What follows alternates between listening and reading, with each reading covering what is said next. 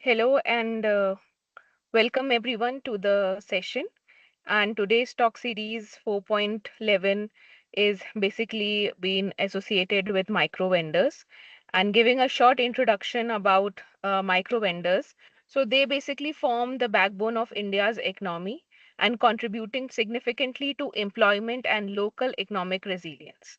They basically offer the investment to larger populations and rather than they are very essential for community resilience. So today's talk series basically highlight the study conducted and the report has recently been launched. So on that note, I would like to call upon Dr. Nick and would request him to please take over the session. Dr. Nick. Thank you, Nay. Hello, everyone. Nice to see you all again. Oh gosh, my camera seems to be doing funny things. Apologies. So welcome to another of the Modern Energy Cooking Services Programme talk series run by Finovista in India, but with our increasingly international focus and content. As Nay has said, this session is about commercial cooking, specifically small eateries, street food vendors and the like, where Finovista carried out a significant study funded by Shell Foundation to look at the potential for electric cooking to help them to improve their lives and their livelihood generation. And I think it's fair to say it's gone very well. Sheetal is going to tell us more about that. The timing of this is significant because, as I'm sure many of you will be aware, and indeed quite probably affected, the situation in the Gulf, in the Straits of Hormuz specifically, is leading to significant concerns about the supply of gas and oil. And so in countries like India, where many people have converted to cooking with LPG as a much cleaner fuel than biomass, they are now having to consider their options quite carefully, and that is generating a lot more interest in the potential of electric cooking. So I'm very pleased that we've been able to work with Finovista over the last 5 years to establish a much higher level of awareness and confidence in electric cooking as a viable option for people in India. And this is both in residential settings, commercial and institutions. And so it's a significant time, hopefully, to draw on that learning. We have carried out an extensive stock take over the last year and published the report of that, which sets out a great deal of what we have learned and our partners around the status of electric cooking, the supply chain of devices, and some other challenges and issues that still need to be resolved. So if you go to the MECS website, grateful if colleagues can provide a link to that in the chat, you'll find out more about it. And also we're going to be publishing a blog post shortly, which just sets out a number of the key resources that have been created by MECS with Finovista over the years that, again, will be useful for you to have in one place. Okay, that's enough of me rambling. Let's move on to the session itself. We've got quite a lot of speakers because we have a number of different perspectives that we're wanting to bring to this discussion. So I'm going to be moderating and trying to keep people to time. The aim is to have some time at the end for some Q&A. Do use the chat function to introduce yourselves. We've got, it seems like 60 or so people who are joining us, which is great. So if you put something in the chat saying who you are, your contact details, other people might want to get in touch. It's all about building a community and helping people to find potential partners. And if you'd like to ask a question of any of the speakers, then also put that in the chat, and I will endeavour to keep track of those and to invite the speakers to respond when we get to the end of the session. Okay, so without further ado, I'm going to hand over to Mr. Animesh Mishra, I have worked with a lot. We have worked with ESL extensively over the years, the Energy Efficiency Services Limited. Mr. Mishra is the Chief General Manager and Head of Sales and CCPR at ESL, with over 2 decades of experience across many different sectors. And at ESL, he has pioneered the Channel Partner Program, expanding the distribution network and strengthening brand presence through digital marketing. And he has a general commitment to advancing the digital India. And this has been recognized in many different contexts and has really helped to drive the extent to which ESL is embraced the potential value of digital communications. Anyway, that's enough from me. Let's hand over to Animesh and invite you to speak. Tell us. Yeah. Thank you. Hi. IST people, all everyone, good afternoon and good evening, and good morning to Nick and people in around the world from the other side of the prime meridian. I am very thankful to Sheetal, Vimal, Kalam, and Nick for having this roundtable talk, and this kind of talk series actually is one of the very much important things that's happening in and around the electric cooking industry. And believe me, recently, due to the geopolitical situation around the world and the kind of requirement, the focus shifting towards the electric cooking because of the gas shortage across the East Asia countries has been phenomenal. And so has the demand for the raw material and supply chain for the induction cooking, infrared cooking, and also the G coil cooking has risen more than 3 times. So we have been in a lot of discussions recently with various stakeholders, from journalists to bilateral, multilateral industries, and also various government of India ministries. And everybody has now recognized this fact that it's time that we go and shift towards electric cooking. It's not just that induction cooking where which I am pioneering as an ESL head sales, or we are as ESL pioneering across this globe. And we want to make a LED movement the same way we did it for Ujala in the country. So coming back to the topic and the focus area today into commercial cooking, and see, there are two parts to commercial cooking. One is the large scale industrial cooking, and another is the small scale commercial cooking, which basically is very from micro to mini macro level, where you have one solid structure shops to even the normal cart wheel shops, fast food joints, which are having. And then you have commercial industrial cooking, where you have factory and hospitals which are cooking for more than, basically we define that as to be more than 5,000 people cooking per meal. So that we categorically define as a higher segment.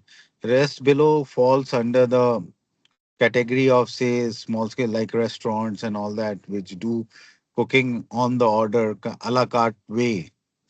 So now there has been a lot of discussion in and around. People are We have been discussing with lots of restaurant owners and a lot of hoteliers, even chefs, with the help of our partners in India, Finovista, and the support that we are getting from Shell Foundation for the initiative. We have been started talking to micro entrepreneurs who would be likely be have manifold benefits of having it, because the scarcity of LPG has not even not only there is a scarcity, but it has given rise to a different market, that there is the gas which is selling at higher price, and then there is alternate fuel. People have started again going back to tandoor cooking and various methods in the areas which is not so urbanized. So bringing this commercial cooking has become very important. And I think the government from our side is also uh, being very keen and showing interest, and they would probably be taking up the load factor, the power factor, which has to be there to support this kind of initiative. Because suddenly, in the global scenario, if we see, India is one of the highest consumer of electricity and energy when it comes to per person usage, which is there. And then when we see that the load, which is not only increasing because of electric cooking, it will be your electric EV charging system, the cars are being charged, even the battery backup is being made. So we have solar coming in, but most of the solar, if you see, which is being there, cannot support electric cooking in very efficient manner. It can support your normal grid supply. It can support the normal appliances of the household, which is consuming less than 1000 watt in energy. So now the most important part was there are two focus area, domestic and commercial. And commercial being one of the most regular way of cooking, where you have higher wattage equipments being used. So it has become very much important that a backbone is being created so that the supply chain of the energy is very reliable and stable. And that is very important, that which we are looking at. And I would once again reiterate, this is the time when we can shift to induction. Crisis makes people innovate, and this is the ultimate crisis for people in electric cooking arena. Thank you. Thank you, Animesh. Thank you for setting the scene so well. And as you say, there are very big differences between the different segments of sort of cooking groups. It's interesting also, the load on the grid is a significant concern for discoms. But a lot of the cooking done by street food vendors and other commercial providers is done in the daytime. Maybe not the kind of the final fry up for the customer, but a lot of it is done in the day, and that helps to share the load. Okay, great. That's a context setting for India, but we're now going to jump to Kenya, where Ms. Karen Atieno, if I've pronounced that right, has been doing some work looking at the market and the situation in Kenya for commercial cooking. So keen to hear her insights. Ms. Atieno is the team leader of covering laboratory operations at Kijani Testing Limited in Kenya. She works in the area of laboratory operations, testing and evaluation of clean energy technologies, supporting efforts focused on sustainable energy solutions and technology assessment. Her work involves technical operations relating to energy technologies with a focus on ensuring quality, performance evaluation, and operational effectiveness within clean energy systems. Karen is an alumna of Dedan Kimathi University of Technology and has professional experience in laboratory management and renewable energy related technical operations. So, Ms. Atieno, what are you seeing in Kenya? Would you like to share your observations, please? Um, Thank you so much, Dr. Nick, for that elaborate introduction. And once again, to the organizers of this platform, thank you so much for the opportunity. I'm out in the field, and in case there is any technical hiccup or you cannot hear me, please do let me know. I prepared a small presentation to guide my discussion and the presentation today. And so just a moment, allow me to share my screen. Thank you. We can hear you. Sometimes the signal comes and goes, but do you need to be given permission to share your screen then? Can they or Satyam help with that? Pardon, Dr. Lee? Are you able to share your screen, or does someone who's organizing this need to give you permission? Oh, good. Here you are. Okay, thank you.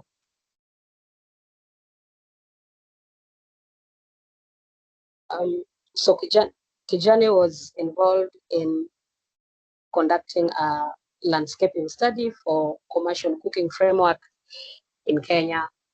And this involved just understanding who are the players in the commercial cooking market in Kenya, the energy consumption patterns of the various businesses, cost implications on fuels for those who are not using electricity and even for those who are using electricity, the kind of tariffs that the commercial cooking businesses, the bandwidths of tariff where they belong, and how the load profile of the commercial cooking would compare to the national load profile, and also the compatibility of electric cooking appliances to the commercial cooking businesses menus, and also the status of energy access.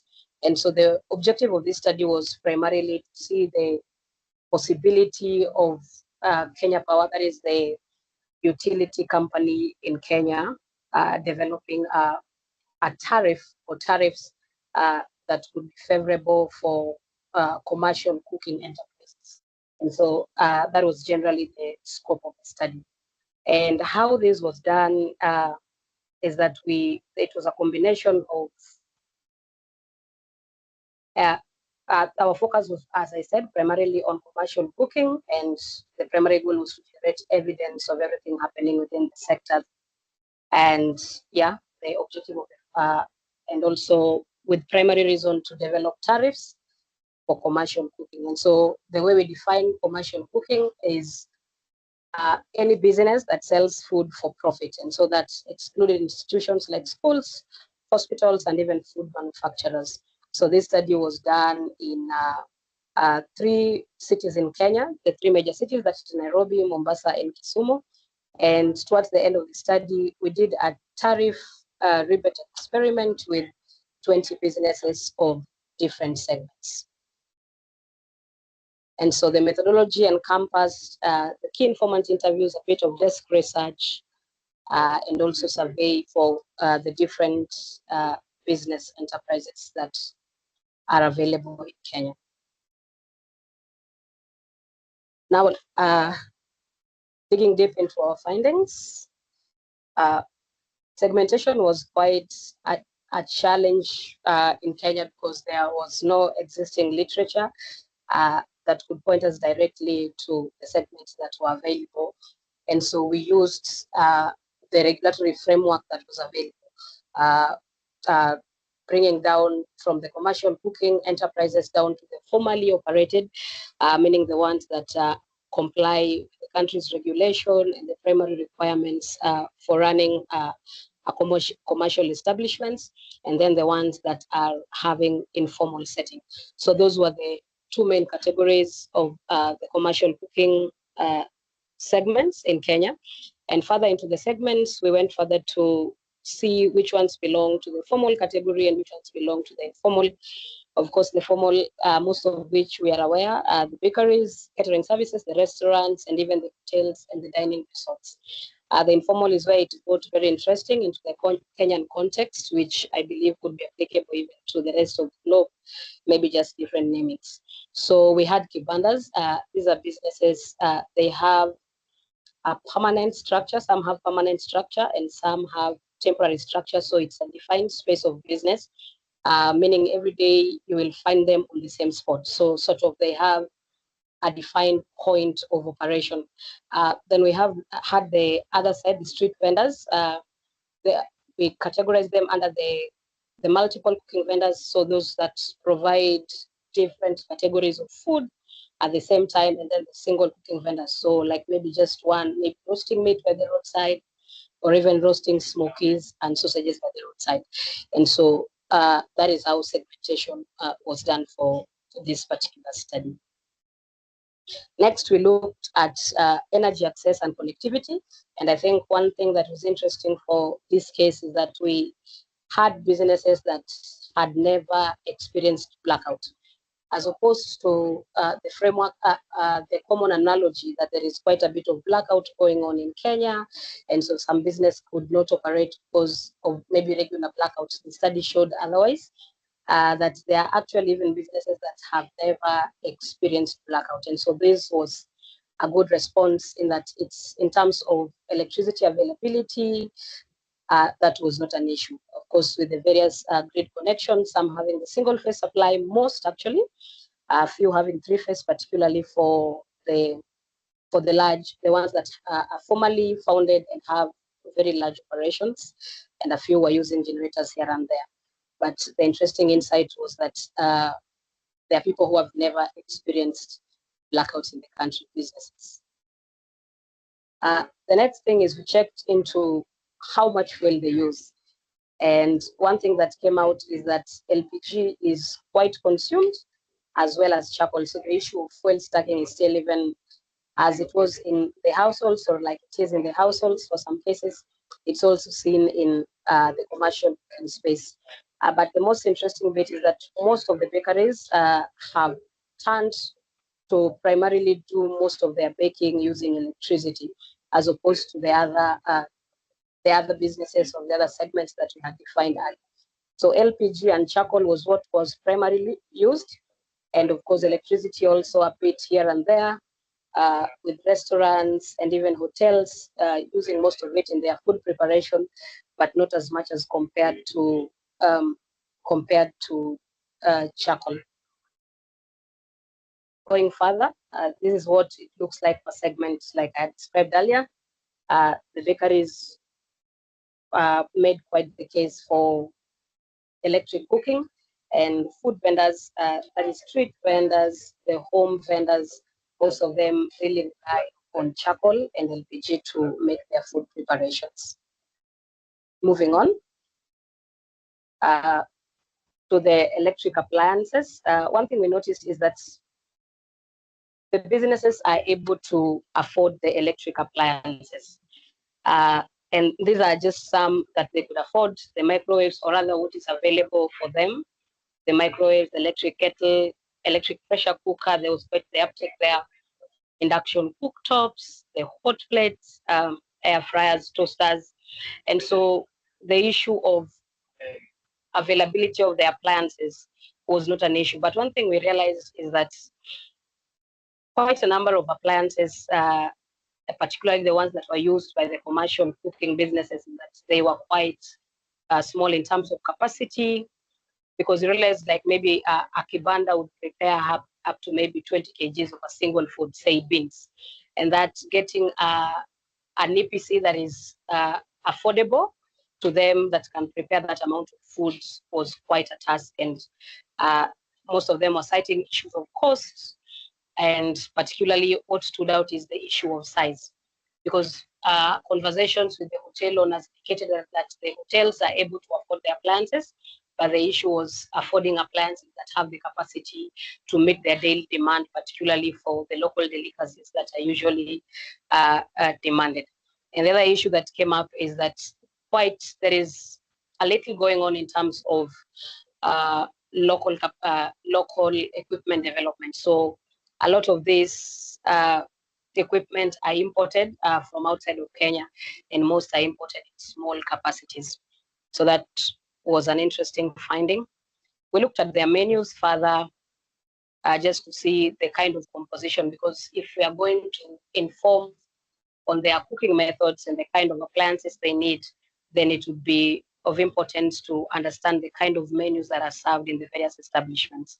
And of course, for the formally set businesses segment, most of them are prepare local food, local dishes, and even continental dishes, while the street vendors and the kibandaski, usually they prepare mostly the local dishes and the street foods. So things like smokies, things like the famous chapati in Kenya. And so that is what the distribution of the menus look like, with local dishes taking the lead, and then fast foods, and then street foods, and of course the continental and the baked goods as well.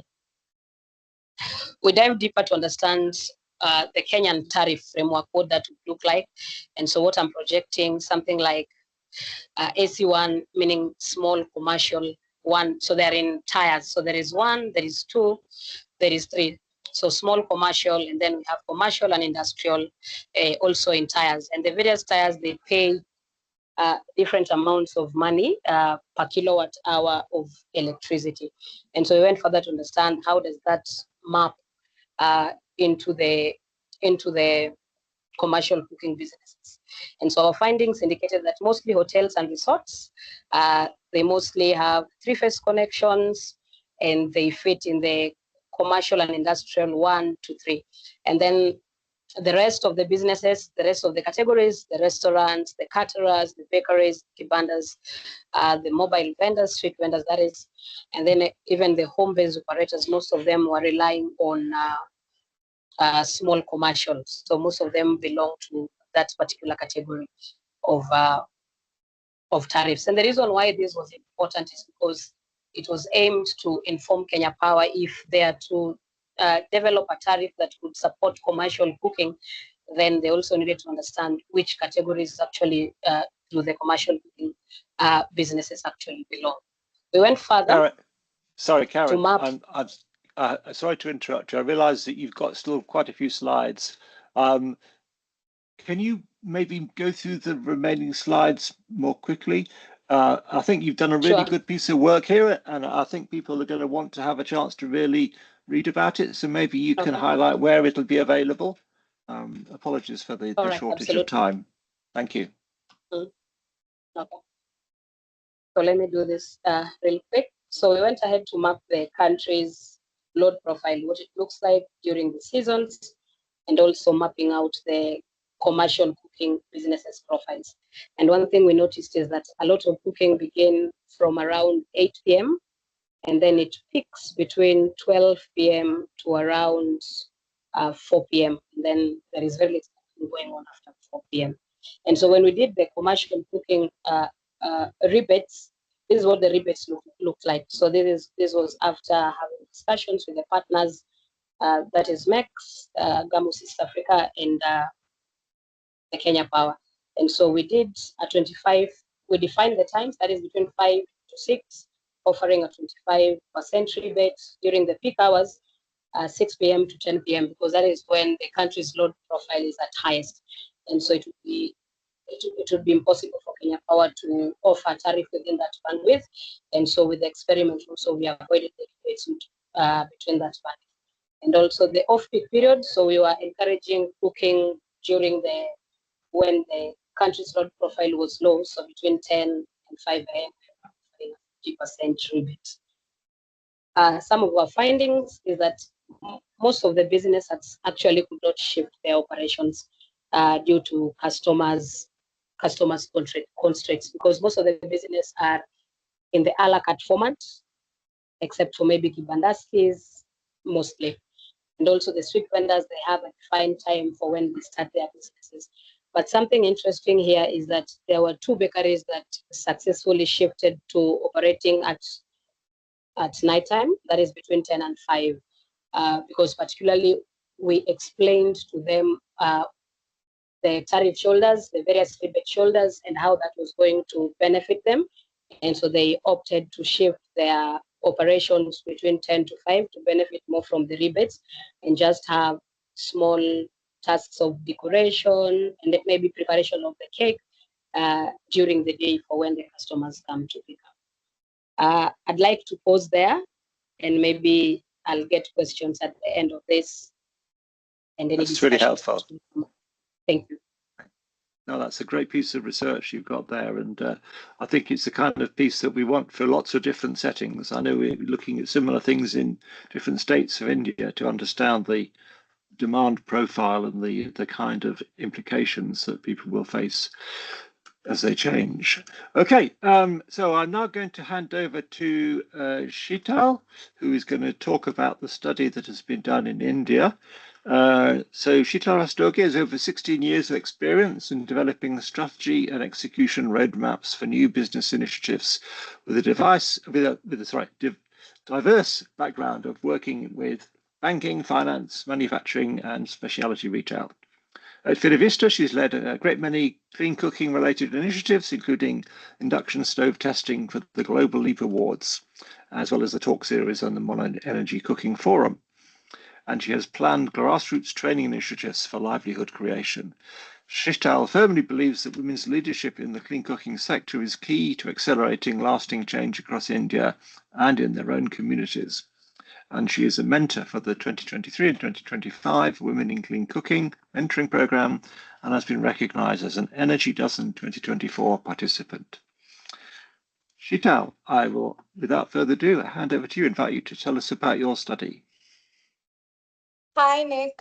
Thank you so much for the introduction. And I think we are really running over time. So I'll keep it brief and maybe run through certain slides which have already been covered. But thank you so much for everyone to join us today. And thank you to the previous panelists. Karen, I think I learned a lot from the findings that you presented and would really be interested to go through the detailed report.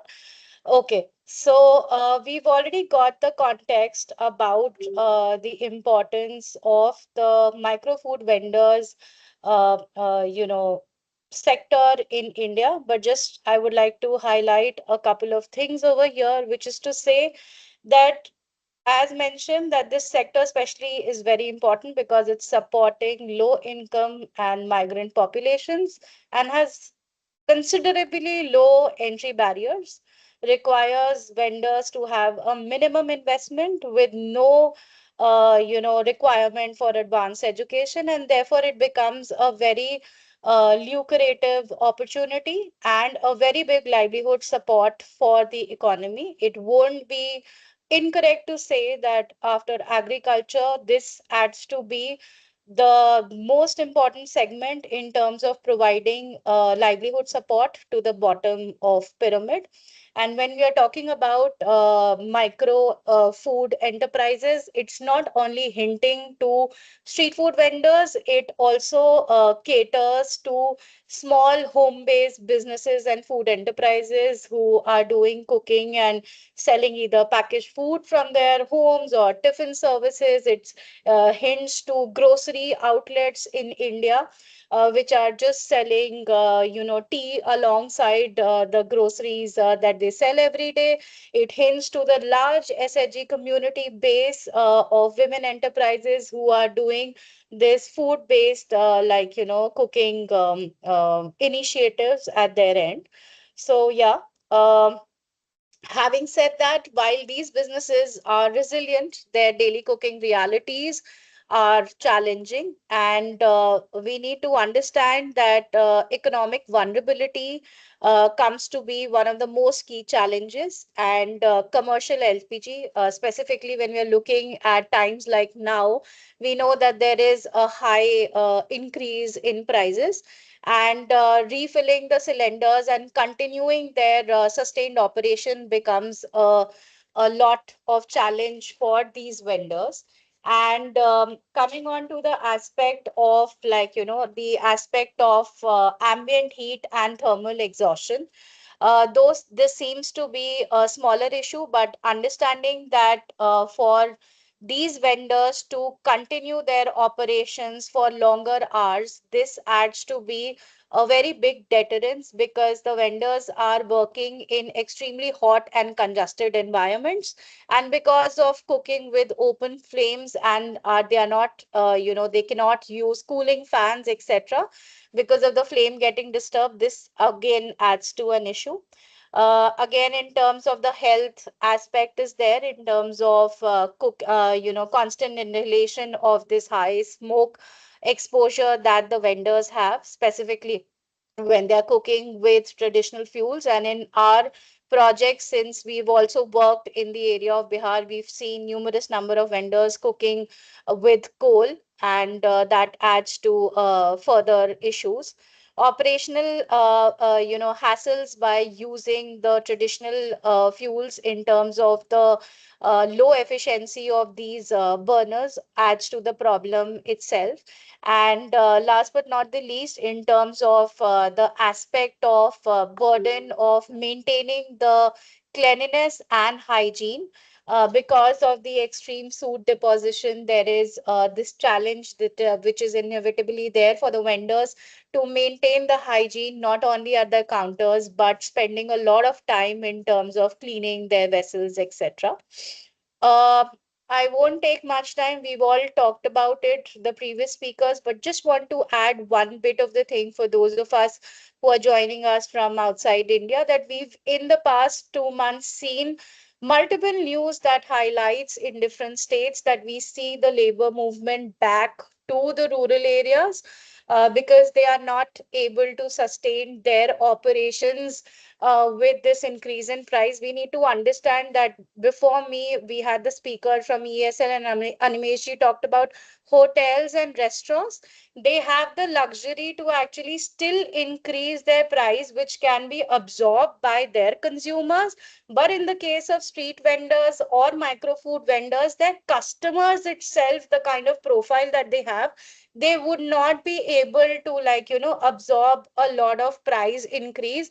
And therefore it's very the prices of things at the street food vendor counters have been very, very static over the past couple of years, and they cannot like really pass on the increased price inflation to their customers. Coming on to the aspect of the project itself, we started this project with a simple question that can electric cooking be a cleaner, safer, and a more economically viable option for the street food vendors? The primary objective of the study was to look at whether there is a quantifiable impact on the livelihood creation and income generation for street food vendors. Of course, in the process, we had to look at the technical suitability of the e-cooking devices. We had to also understand in terms of the supply chain aspects and the readiness for the devices, and their aspects of adaptability, and understand that what are the key barriers in terms of technology, finance, behavioral, and other ecosystem aspects into this.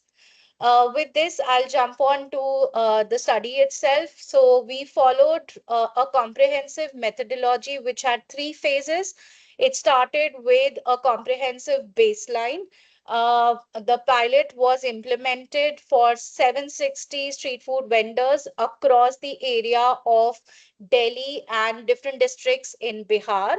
And we looked at the impact of the entire pilot and technology deployment. And at the end of 3 months, we've also seen that what was the overall impact. There was a big component in terms of working with the vendors very closely on ground, and our partners. We also have J Wires who's joining us today. So in Bihar, we partnered with the State Livelihood Mission. So in Gaya, JYers was one of our partners, and we also partnered with the Street Food Vendors Association. And there was a comprehensive training and capacity building at all levels. Coming on to the findings of the baseline, they are very comprehensive, but just for the interest of times, I will take you through the key findings. Coming on to the socioeconomic profile, I've already highlighted this, but it was again validated by the data that came up. Women vendors make up, like, the contribution of women is very significant. Either we found that the representation of women was at the counters where they were independently or together handling the operations, or we also found out that there was a lot of contributions in a concept called as base kitchen, which was mostly their home kitchens from where they pre-made the stuff and bought to the cooking counters. uh, it is a very lucrative kind of job profile for younger people also. So in terms of the age profile, we found that 71% of, like, vendors were lesser than 40 years of age. And the educational profile, of course, like I shared with you, that it has a low entry barrier, and therefore it's a very good livelihood opportunity. What's also very significant is the impact that this sector has on the overall economy. In the vendors that we worked along, we could find that across 760, like, these vendors, we had each and every counter was supporting additional 1.7 jobs, and therefore we can see the amount of livelihood support that this segment provides. And when we are looking at the business operations and in terms of their annual or the daily sales, etc., 60% of the vendors reported their daily sales up to 2,500, and 63% of the vendors were supporting or servicing more than 50 customers daily. But we had in the entire cohort, it was a mixed one, and we had vendors who were doing as low as 10 customers per day and going up to like 100 customers to 200 customers per day. And 67% operated throughout the day. Now, this becomes important that the operations of these street food vendors, we could find that there are different kinds of vendors. Some were specifically operating and putting their stalls in front of schools, and they had their stalls closer to academic institutions, and they had very smaller, like, times of operations, 3 to 4 hours specifically, and they were catering to that kind of a segment. In many others, we found that they have, like, fixed spaces where they are working mostly throughout the day, and have a cooking operations which was around 7 to 8 hours in a day.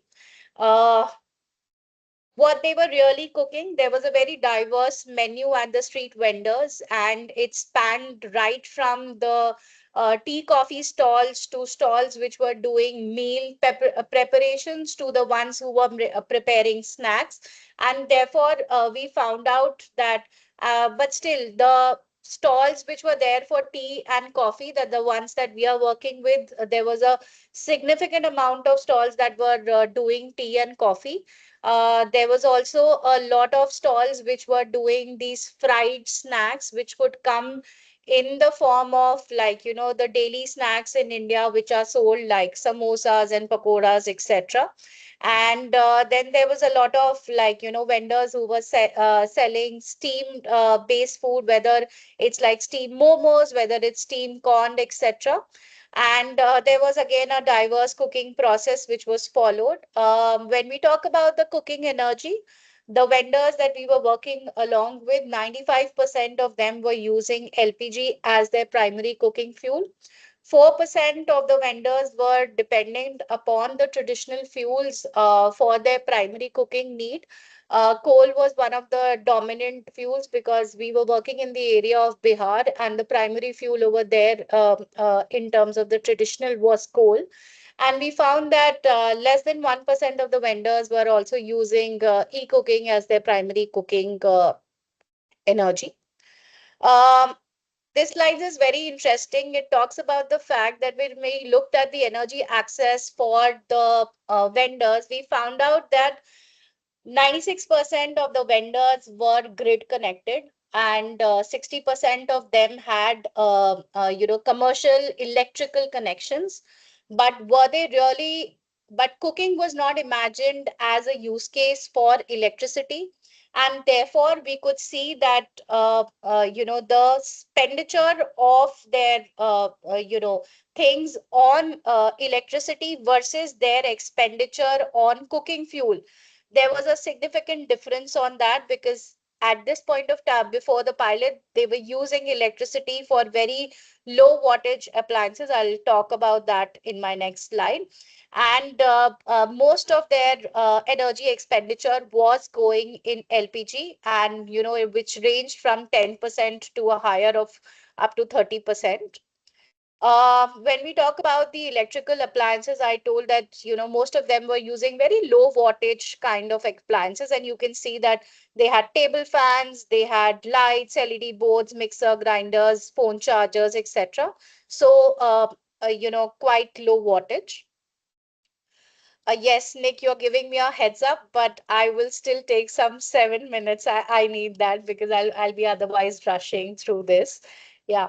So coming on to what so in terms of the pilot findings, so these were the three kinds of technologies which were implemented. It was not just induction cooktop. In order to address the user adoption barriers and to take the fact in mind that there is a diverse cooking, accessories and vessels that these vendors use. We also introduced infrared cooktop, which had compatibility across, different kinds of metals and not just steel-based vessels. Uh, so I have already talked about training. Yeah, so when we talk about the adoption journey, we saw that, immediately no one switched on to electric cooking. Month one, we saw that, people were just experimenting, maybe doing simple foods, doing it for smaller hours, and focusing more on the primary cooking fuel that they were earlier using, but started to experiment. We saw that, this experimentation moved on to a growing confidence, with them experimenting with more diverse kinds of, like, cooking menus which were available at their counters, and doing more a higher sustained operations with electric cooking. And then we saw them, at the end of 3 months, getting more closely integrated with the electric cooking in their daily operations. And we saw them performing tasks which they thought very, they were wondering about in terms of frying, etc., or doing like roti puffing, etc., on electric cooking devices. When we talk about, what is the shift that we could see, there was a very positive impact, and we could see that from 1%, we had 24% of the cohort now using electric cooking as their primary cooking fuel. They were still using LPG alongside for specific requirements or more as a backup fuel.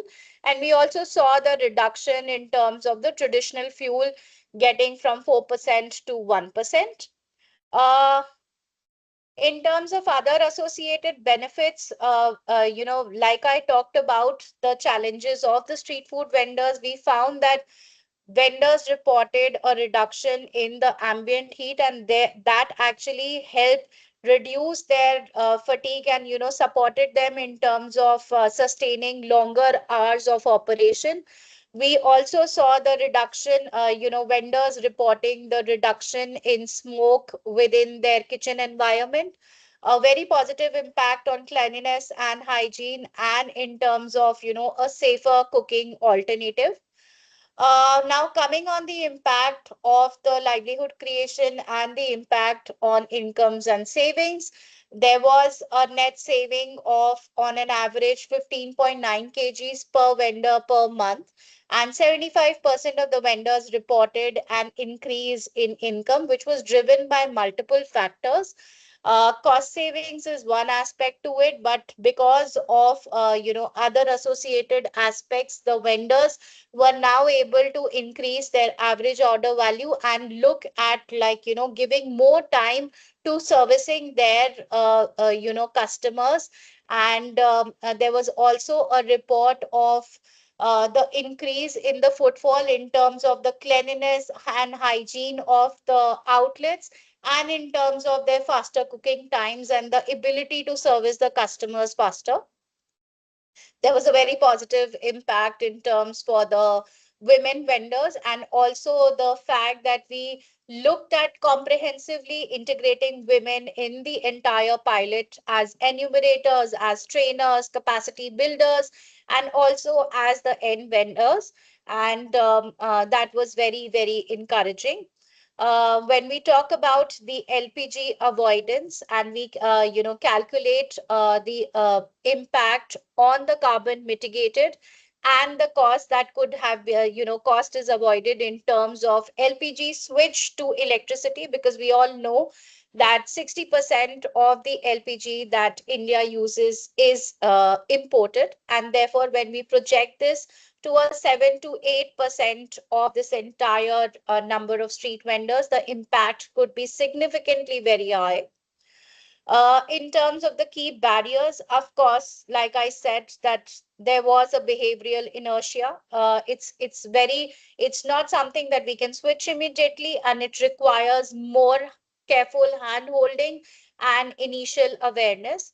cookware compatibility, specifically in the cases where induction cooktop was deployed, was definitely there because they could not use their existing cookware on that. And of course, there are limitations in terms of the technology because over here, the vendors were also having two burners, three burners. For them, using and switching 100% to a single hob induction cooktop or infrared becomes a little challenging. And high heat requirements sometimes for vendors, it says that, there's insufficient heating power for vendors. Uh, yeah, I think I'll stop here, Nick, and just want to say that we'll all be, we've already sent the invites, and the next talk series, we will be having a similar session which talks about the clean cooking in India's energy transition. We will be integrating it with the recently launched report by Niti Aayog, which talks about the net zero. And yeah, thank you. Thank you, Nick. Thanks, Sheetal. Apologies for rushing it. It's Yeah. a big study, as is indeed Karen's report as well. So I think lots of opportunity to go into this in further detail. And I see there's some good interest coming from the audience with some questions. And I Which think I we'll will. just post the link of the study, which is already published on Shell Foundation's website. And if anybody wants to know more, can go through it. Yeah. Thank you. Okay, so we have two more speakers giving their own perspective on the pilot. So let's move quickly on to the next one, who is Mr. Amit Singh. I'm going to pull up. Where's my thing? Here we are. Who is the operations lead at Jivika Women Initiative for Renewable Energy and Solutions, or JWIRES. And he's a renewable energy and development sector professional with over 10 years of experience. And I should say that JWIRES is the body in Bihar that Finovista and others have worked with, and I've seen them on many occasions supporting the transition towards modern technologies in rural Bihar. So their perspective is really valuable and really important to understand. So I'm going to invite Mr. Singh to share his story. Thank you, Nick, and Thank you. good evening, everyone. So I am Amit. I am from Jivika. So Jivika from JWires. That is, JWires is the part of the BRLPS. That is the SRLM, Bihar SRLM. And the aim of the JWire is to promote clean energy and clean cooking and environmental protection and create the livelihood for the rural women. So what about like JWires? We have like JWires is the women-led.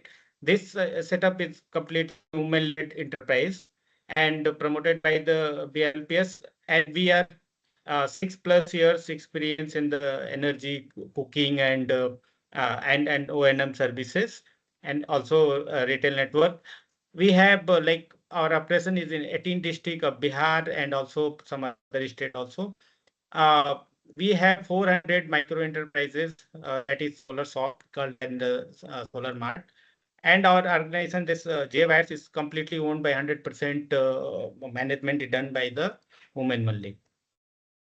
So, like I'm directly come to the electric cooking, what we are doing in Bihar. So, why and what is the benefit by JWire? So, because JWire is the part of the Jivika, and Jivika has like reach in Bihar is entire like household. You can say there is 1.5 crores women like directly engaged with us. So our presence is very good at the local level. So our target market, like always, our target market is always like rural area, peri-urban, and semi-urban, and we are also working with the street food vendors in terms of electric cooking. Why GWAT? What is the key opportunity with us? Because we have a strong network of SHG at the local level. We have like if see the scenario of the Bihar, the electrification that is around 100%. Like there is, of course, not 100%, but near to 100%. And in Bihar, like that is there is the penetration of electric cooking is very low, but there is very high potential that need to the we give them the good good training and awareness and campaign, then we can find out the like lot of potential here. And what it challenges with us, they're like affordability. So how we address that, the affordability, we address that the because Jivika is the our women-led organization, and we have self-help group that the financing facility, so they can easily take the loan and can buy the electric cookpot, and also technology readiness. So we find out like many suggestions from the community. On the basis of that, we can ask to the vendors, and we are modify the systems through through our needs. And also adoption that is addressed by the demonstration, localized support, and incentives in our model. So like we in with 20 24 February like 2023, we have developed one model that is called the business canvas model. So where we can find out like who will be our key partner, what will be our key activity, what will be the value proposition for the electric cooking, the customer relation, how we'll do, who will be our like customer segmentation channels, key resources, how we can like manage the cost, and also how we can generate the revenue. Because we are always think that that is in the business way. And so we for that we have created like our supply chain, that is the three level, like four layer of the supply chain. One is supplier, that is backward linkage and J wire, and retailers. That retailers is our solar mart that is owned and operated by women only. And we create a unique model that is triple C clean cooking champion that we called it. And that is like each two panchayat we have one clean cooking champion. So what is the benefit of this clean cooking champion? So she can do the demonstration and effectively awareness and campaign, and most important like service mechanism that will be very strong because of this triple C in the local area at the panchayat level. So because our presence in the local area is very strong, so like you can see here, like in our cluster level federation meeting, here is our village meeting, our self-help group meeting. So our member go there and aware about the electric cooking, how what is the benefit, that how we can use. So even we did the demonstration at the cluster level federation, at the self-help group. Women participate, women use this, then they can more confident about the system, about the product, and about that the uses, how they can use. Even sometime like we have our sales and installation, so we have our solar mart, so the user can go there and buy that product. And that Didi, like we have triple C clean cooking champions, she going to their house and demonstrate that how to cook and how to use that. Sometimes we did like most of the time we did research also. So we have our researchers, so we can put the data logger, we can put the how to different method of data collection. So our researchers is also visiting at the buildings, at the household very frequently. So like Sorry, what? Yeah. thank you. Are you able to wrap up, please? I'm sorry for the pressure on time. Yeah. Yeah. So just one more slide. So I'm concluding. Okay. So Go for it. what business model we are doing, that's like we are trying to this is the normal business model, but we are trying to figure out like how we can go for carbon credit revenue. So this is our model that is all sorted out, but we are still struggling on the 4A and 4B and 4C part. So this is also discussion with the MECS and Finovista and many partners, like how we can do that. What is our future plan? So we have planned like in next 6 years we are going for 1 million electric cooking deployment, that is with World Bank Clean Air program, and also more than 60,000 in 3 years with Finovista for the micro enterprises. Infrastructure development. So we are planning to set up the assembly line to make that clean cooking here. And also we have strong research and development. We have done two research with like IIT Bombay and MECS project, and also one is with Sales Foundation, which funding already said by the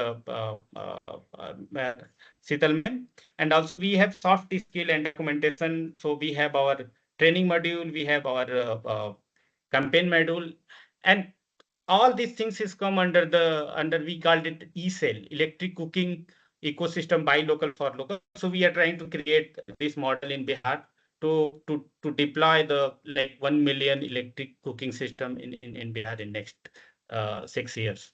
Yeah, thank you. Fantastic. Thank you, Nick. Yeah. Thank you. That's a great number to end on, and it's a great ambition. And in a country like India, and 1 million is a lot, but it's still not everyone by any means. But that would be fabulous. Yeah. Okay, let's move on very quickly. Apologies to Ms. Ria Anil Shahain, who is our last speaker, and she is the co-founder and chief operating officer of CBOS, which is a clean technology company building energy-efficient infrared cooking systems for residential and commercial applications. And she leads the design, operations, and deployment strategy for CBOS, the clean cooking technologies. So, Ms. Shaheen, if that's the right way to refer to you, over to you, please. Do tell us about your work. Thank you, Nick. Thank you, Nick, for the introduction. So I'm Ria. I'm the co-founder and CEO at Cybis Techno Solutions Private Limited. We make decentralized clean cooking solutions for micro entrepreneurs, basically giving a better way of cooking for India, where we have three products: grid-operated cooktop, battery-operated, and solar-powered cooktops. So these are the three cooktops that we have. One which works on electricity, which can be used for food carts and high usage of street operations, which works on the principle of infrared, where you get uniform heating and which is compatible across all sorts of utensils as well. Coming to the next one, we have Agnit Core, which is our infrared cooktop and is battery operated. So you can use it on the go. So wherever you don't have any source of continuous electricity or it's unreliable source, you can charge the battery while the electricity is there and then use when the electricity is not there, or you can use it on your food carts or tea stalls. Then we have Agnit Solar, which is a solar-powered infrared cooking system, which comes in four components. And it comes in variation 750 and 960 watts, which again can be used for tea stall, food carts, even roadside dhabas or high usage of food businesses. So you can cook anything that you have been cooking on your LPG and using the same cooking habits, because it works on the principle of infrared where the heat is radiated, unlike the induction where the magnetic current flows and the heat is generated. So you can fry, give the tadka, pressure cook, roast using any sorts of utensils that is available with you. So we have two variations in Agnit Go and Agnit Solar. One comes with 750 and one comes with 960 wattages. So now these are the users that we have been working with. So Manju Devi is a street vendor in Dobhi, Bihar, where she has been selling tea, coffee, omelette, boiled eggs, Maggie. So initially, when we gave her the cooktop, there was a little bit of reluctance where she started by simply boiling, like testing out boiling water, milk, making tea for 4 5 cups initially, and then later, as and when she was confident uh, after using our cooktop, she went on to making 30 to 40 cups of tea at one go, which was approximately 3 to 4 liters. Then they started by boiling eggs also to the capacity of 30 eggs at one time. So I think same observations that Sheetal shared from the Shell Foundation, that initial reluctance was there. But I think later on, when we were able to guide them virtually, and with that, their confidence grew and they were able to trust the cooktop and the new process that they had to adopt. So they were able to then build upon and use it into their regular cooking now. Now, again, another vendor in Gandhinagar, Gujarat, where he's selling Frankies on a roadside cart. So his one of the observations or the insights that we got from him is that I cannot see the flame, and that is why he was not able to judge as to how the cooking was. But I think eventually, when he started using it, he found out that the timing was same as compared to the initial LPG that he was using, which later made him use Agnit as his primary source of cooking. Now another vendor where they have been making the thepla and sabzis in Gandhinagar, and also they have been making Gujarati thalis and serving their clients. So we, with our product, give a grill which helps them to use the rounded vessels as well. So here you can see that the tawa that we use for making rotis, parathas, is being placed on a grill, and then they are using it to make it. Here, the one of our insights was that the auntie, the Saroj Ben, was very much concerned as to how the taste change would happen because she has been selling this from 4 5 years continuously, and she has been using LPG for making her theplas. Now shifting from LPG to electric cooking, her concern was, is there any taste change that happens because she has heard that induction gives a little taste change. So that was her concern. But with usage for 1 and 2 weeks where she continuously used the cooktop, she found that there was no change in the taste, and it was the exact product quality that she was achieving on LPG that she could achieve on electric cooking as well. So, so there are two factors when it comes to scaling clean cooking that as manufacturers we are currently catering to. One being the supply chain, because affordable clean cooking is something that the vendors would need. So making the product commercially viable by managing the supply chain is something that we are focusing on. And another being the certification to increase the trust amongst the street vendors. So we have applied for BIS and ISI mark certification, and we are currently under the process. So that makes us one of the 6 companies in India in electric cooking that will have this ISI mark. So this kind of also helps us build a trust that it's not just a clean cooking prototype, but a trusted commercial product that can be used by street vendors to scale and increase their earnings. So yeah, thank you. Thank you. That's great. And apologies to everyone for running over. That's my shortcomings as a chair. But I think it's been a lot of content that's been really valuable and important, and I hope people are able to follow up.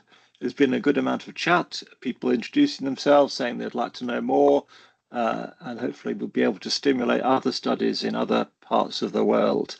There's been some questions. I realise people may well have to leave, but there are some questions. So if people are able to stay for a few minutes longer, I will go through some of those. A number relating to the financial cost of, or the upfront financial cost of the electric cooking appliances and what sort of financial support there could be. Would anyone like to offer any thoughts on that from any of the speakers?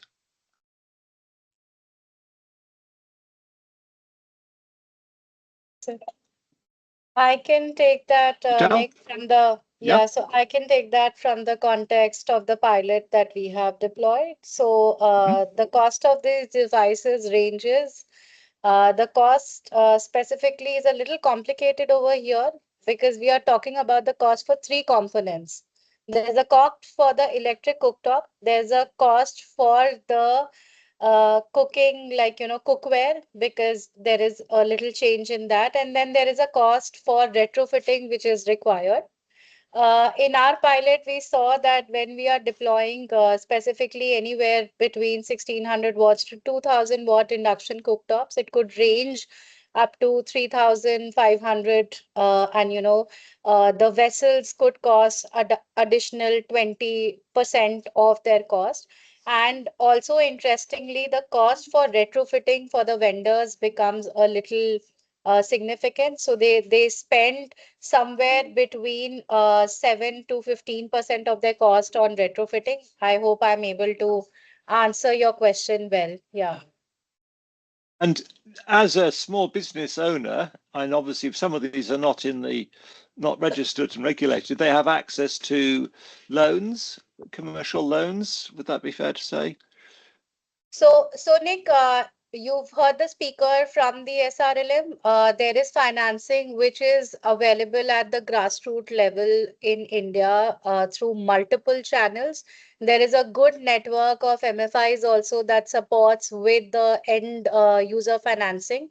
And also with respect to, let me also highlight that when you talk about affordability aspects, we need to also see the operating cost that the vendors are paying when they are refilling one gas cylinder, and some of them who have got significant operations, they're using commercial LPG. In fact, in Bihar, in the pilot, we found out that the coal that they are purchasing is also significantly quite costlier. So when you are looking at the OPEX cost that these vendors are paying, the cost of these devices, which are ranging anywhere between 2,000 to, let's say, up to 5,000 rupees, is something that they can, like, look at recovering the cost in 6 months from the operational savings that the vendors make. So yeah. Indeed, yes, they still have to have access to that initial capital, but I'm sure you're right that the return on that investment can come very quickly. And Amit, do you want to say anything about the role of self-help groups? And I think at the local grassroots level, there can often be societies or associations where people can access loans from within the community. Is that also true? Yeah.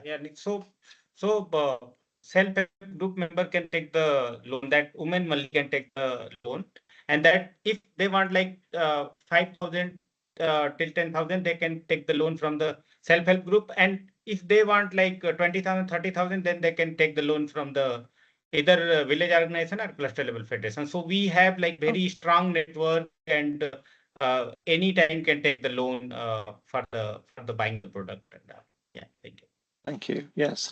And I remember another point coming back to the kind of return on investment opportunity that we visited the Indian Institute of Management in Bihar, and they were very keen to work with small business owners, because once you start to get that saving against your fuel costs, you then start to have some extra finance. Potentially, you could maybe reinvest that in expanding the business, in maybe having a second burner. And so just helping people think through what their options are as their financial situation improves is I think going to be valuable as well. And Ria, do you want to say anything about the sort of any support that you're aware of to help people access your cooking appliances? Yes, currently we are manufacturing and we're selling it directly. So I will drop my email as well as contact details, and anyone who's interested, we can shortly get in touch and we can help them. Okay, thank you. And I'm not sure if Karen is still on the call. I'm just looking, but there was a question about Dorothy asked about the tariffs that she referred to and whether they're available nationally. I suspect they were just for the purposes of a pilot, but I don't know if anyone knows more about the situation in Kenya and whether they are introducing tariffs across the country that can support different time of day operation. No. Okay, Dr. Nick, there's a question about. I am still here. Oh, good. Hello, Karen. Hi. Yes, hi. Yes, and comment briefly on that.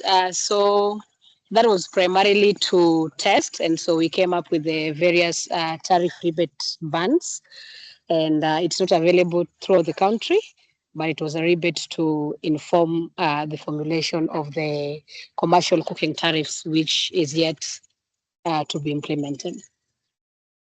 Okay, thank you. Yeah, no, I'm sure that's the case. And I know that different time of day tariffs is something that the different discoms in Indian states are also looking at as they look at managing the load. There was a question that someone else has asked about fuel stacking, the extent to which people are combining different cooking fuels for different purposes. Sheetal or Karen, would you like to respond to that? I'd like to answer that from the Indian context, definitely, that yes, the street vendors do have fuel stacking. Though the stack changes in terms of Delhi NCR, we saw that vendors had LPG and a bit of electric cooking as their fuel stacking. Some of them were also having firewood. In terms of Bihar, the stacking was very different, and we saw that the vendors had the stacking for LPG and coal. And in terms of when we talk about how they were using both fuels, it was very interesting that uh, they had clearly identified that if they have to prepare some traditional things like rotis, they have to prepare some traditional things like littis, where they need that kind of a roasting requirement, they were still relying on the traditional fuels for coal, firewood, and biomass. And in terms of, other processes of boiling, or, they have to do quick fry, etc., they were doing on LPG. So it wasn't there for all of the vendors, but there was substantial fuel stacking, which was noticed in both regions, both in Delhi as well as in Bihar for India. Yeah, I think Karen can chair for Kenya. Um, from our observation in Kenya, fuel stacking was dependent on the kind of segment, and we saw a lot of firewood and charcoal stacking, particularly for the informal segment, and charcoal and LPG, particularly for the formal segment. And so the reasoning behind something like the informal segment was the ease availability of particularly firewood and also the charcoal. But for the formally, or rather even the large hotels, charcoal was preferred in the preparation of certain dishes, and LPG was primarily used for most of their cookings. So that is how the distribution was like. Thank you. And another question that I've seen is around the access to electricity. Sheetal, I think you did mention that the street vendors had originally got access to electricity, but needed maybe to have an upgrade, as it were, to be able to support higher demand and higher loads. Have I got that right? And what proportion of street vendors in India are connected to the grid? Do you have any information about that?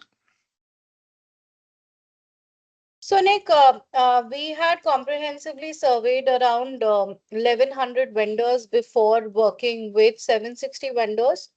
And I think 96% of the vendors were connected. However, when we talk about that, what were their sanctioned loads? Mostly the vendors had 1 kilowatt and 2 kilowatt of meters or sanctioned capacity. But like I said, that there was a very interesting energy paradox, that they have never reimagined their spaces and operations of cooking with electricity, and therefore the current or the existing loads that they had was very consistent with the kind of equipments that they were using for electricity at their outlets. And the details that I shared, that equipments like table fans, ceiling lights, or pause machines or mobile chargers. So when you do not have any requirement, only there is no need to take a higher wattage or a higher sanction load connection. So that is definitely there. But of course, there is a substantial amount of street vendors who have these mobile carts who are moving. Of course, they are not grid connected. But still, at the end of the day, that's not the only definition for the micro food vendors, as I highlighted, that it encapsulates a big gamut of all those micro entrepreneurs that we are talking about who have their fixed places of operations, who are doing these home-based activities, who are working with SHG communities. So that there's a very wide scope. Yeah. Certainly, yes, thank you. And I'm conscious of time, but I really find this a fascinating and important subject. So I'm going to carry on. On the point, just to clarify for people who maybe are not familiar with the Indian electricity system, as I wasn't to start with, the concept of a sanctioned load. I've not come across it anywhere else, but basically means that whether you're a homeowner or a business, you identify what you think your electricity needs are going to be, and you agree with your discom what's called a sanctioned load, and that will set the maximum that you can draw at any one time, and the discom has to guarantee to provide that 24/7. And if you're starting to have more equipment and more load, then you can request and pay for a higher sanctioned load. And that is how the discoms manage the load across the state. And so, as Sheetal says, if you are only using it for charging a phone or mobile or lights, then you would only choose to have a lower load. I think the other thing that I've not heard very much about with the commercial cooking is that in quite a number of cases, and I think this is true of street vendors as well as the big, more professional operations, there is quite a distinction between the sort of pre-cook, where you kind of do an initial form of cooking. Maybe you're boiling, you're preparing the basic product, and then the final cooking is just to serve to the client. And that may be, obviously, that would be done at the point of sale. And the pre-cook may be done back at the home. And I think, again, the time of day tariff and the opportunity to do some of that pre-cooking, if there's a cheaper tariff period, maybe at night or in the morning, is where the biggest opportunities lie. And I think that's something to keep an eye on when you're studying cooking requirements and stacking in the commercial sector, this distinction between pre-cook and point of sale cooking. Would anyone like to comment on that? So, I Nick, can, yeah, Amit can take. yeah, ma'am. Yeah, so Nick, in case of Bihar, like we did this survey and we did this research. So previously it was not now government going to shift three time zone. Like there will be one daytime, that is a peak hours, and night time. But that time it was not, so that like in our study, like we didn't highlight this point. That like this time zone, if they are cooking there, the like cost of the cooking will be high, and that this time will be low. But now this is just recently government is especially in Bihar, just recently government highlighted this point, and maybe next month or upcoming 1 or 2 months, that system will be applied for the Bihar also. Yeah. Okay, well, that's good to know. And Nick, just to add to the point that Amit made, we did not look at the specific timings, but the concept that you are talking about, uh, we call it as a base kitchen and the end counter. For street vendors or these micro vendors, the activity that happens in this base kitchen, which is primarily their home, is significant. Therefore, that the statistics that I shared about the contribution of women, maybe you don't find them at the stalls, maybe they are not behind the moving carts, but they are definitely behind the kitchens which are preparing this food. They are behind the kitchen in which all this cleaning activity of all these vessels is happening, and therefore there is a significant impact. Yeah, so yeah, I'll just say that. Okay, no, that's so important point to point out. Okay, I don't know if I think we might have lost Karen, otherwise I was going to invite her to comment from the Kenyan perspective. Okay, well, I've let us run far too long. I apologize again. Hopefully people are here because they're still finding it useful. If anyone has a last question, otherwise I'm going to call it today. As Sheetal says, that the next talk series is going to be focused on the big strategy document which has come out from the government think tank Niti Aayog on how India can achieve its net zero ambitions. And they make very clear that moving towards cleaner cooking cleanest in the complete sense of being both green energy and clean in the kitchen is going to be a key contributor to that net zero ambition. And I'm excited to hear that we can have a discussion about that. And Sheetal, you had the dates for that. It's coming up soon, I'm sure. Yes, it's in June. We will share the details very soon with everyone. We'll send invites and mailers and promotions. So yeah. I think I'll just end by thanking everyone who's joined us, and especially the panelists for accepting our invite and being here today. And I just want to say one more thing. I think it's very special that Ria has joined us. Ria is also a part of the Energy Dozens initiative that MECS is supporting along with FSR Global. So she's one of the as Energy Dozens for this year, which is very special because this is the first time that a specific segment of clean cooking is happening. And I think this is a key initiative to bring in more women faces in the room. And thank you all to all the panelists who have joined us today. And we look forward to a great session that's coming forward in June. Thank you. Thank you. Thank you, everyone. Thank you, Thank Sheetal. you. Thank you, Nick.